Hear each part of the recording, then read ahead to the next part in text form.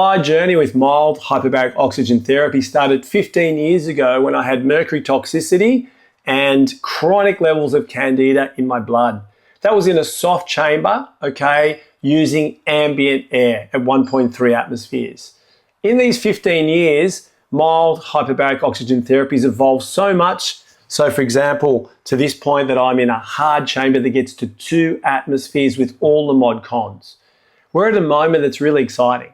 We're at a moment where we can utilize mild oxygen chambers like this, okay, hyperbaric oxygen chambers, to deliver oxygen into the plasma and therefore all around the body to cells and tissues that may be deprived. They may be in a hypoxic state.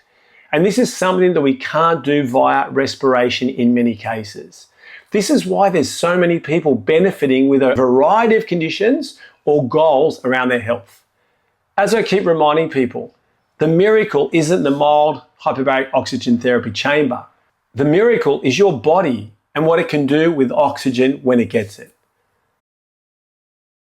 There's a lot of history, much more history than what people realize behind hyperbaric oxygen therapy.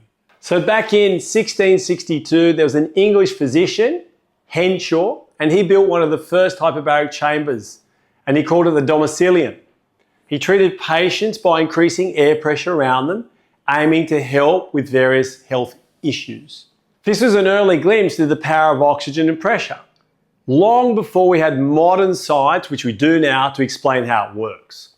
So this history reminds us that hyperbaric oxygen therapy has deep roots in medicine. These early experiments laid the foundation of the science of oxygen under pressure, demonstrating that controlled environments could influence health outcomes. While primitive by today's standards, these early chambers showed that oxygen and pressure could affect health and healing and vitality, I guess, in a positive way. So in the 20th century, hyperbaric oxygen therapy found its place in mainstream medicine. Divers suffering from decompression sickness, the bends, burn victims, and carbon monoxide poisoning patients benefit from these specialized chambers. Even the military and NASA used mHBOT to improve tissue recovery in extreme conditions. This history underscores that hyperbaric therapy is not a fringe wellness trend. It's well-established, clinically applied therapy with decades of research. And so to validate this, go on to Google Scholar, and there are hundreds of articles. There's so much research that you'll see relating to effects of hyperbaric oxygen therapy. So the research, until recently, was restricted to hospital-grade chambers. What's really important to understand is that when we talk about hyperbaric oxygen therapy, traditionally we're referring to hospital-grade that had 100% pure oxygen injected into the chamber, often large chambers that can accommodate many people, and they wouldn't breathe that oxygen directly through a mask. It would also be at a higher pressure, so more or less 2.5 to 4 atmospheres of pressure, okay, under very controlled environments. And sometimes oxygen being volatile, there's risks involved, so procedures, very stringent procedures have to be followed. Now, a lot of our research is changing now because we've got mild hyperbaric oxygen therapy. And this is developed initially with softer chambers that would get to 1.3 atmospheres, because if it was soft, any more pressure inside would probably make them, explode.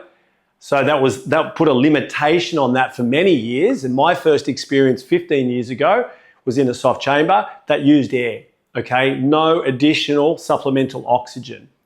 This is important to understand because even at 1.3 atmospheres breathing air, you still get a 30% increase, okay, in oxygen going into the plasma. Very beneficial. It's just that since that time until now, present day, the chambers have evolved to be able to develop still a mild hyperbaric chamber that goes to 2 atmospheres simply because it is rigid, okay? It's reinforced steel, meaning that it can hold a higher pressure.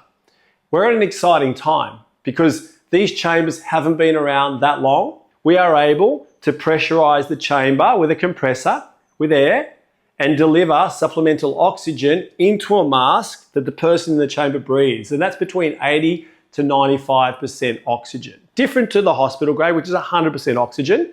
But once again, the hospital grade goes straight into the chamber. Okay, supplemental oxygen in the mild hyperbaric oxygen therapy chambers goes into the body via a mask.